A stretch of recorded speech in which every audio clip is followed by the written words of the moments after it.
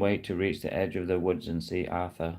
Arthur was sitting on a broken-down tree trunk, looking content, which was surprising in this wet weather, thought Tim, and Arthur grinned broadly when he saw Tim pull out his battered cricket bat.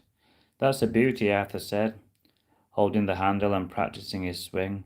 Tim laughed louder. It was the first time they had laughed in ages.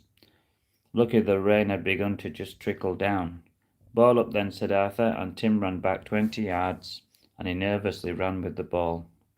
And he arched his arm and he watched the yellow tennis ball fly towards Arthur, who stood determined with the bat in his hand, as if he was facing an opponent at the oval. Thwack, he connected with the ball and it sailed over Tim's head and it landed on the frosty ground looking like a newly laid egg. "Great strike," said Tim, grinning broadly. "I'm proud of that shot," said Arthur. "Do you want to go?" he said, looking at a worried-looking Tim. "Yes, please," said Tim, but he wasn't so sure.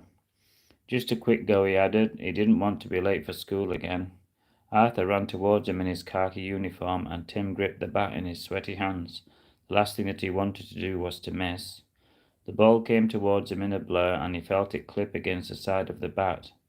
Tim was lucky, but he didn't mind. The ball went off at an odd angle, and he could see Arthur running to catch it. It was hilarious.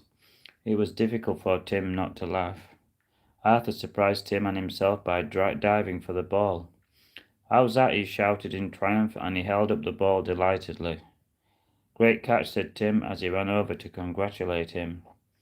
"I have to go to school now," he said a little sadly. "It's a shame I can't play cricket on my own," said Arthur with a disappointed shrug. "Don't worry," said Tim. "I'll be back," as he hurried over the frosty fields. Tim sat through the lessons and he felt happier than he had in a long time.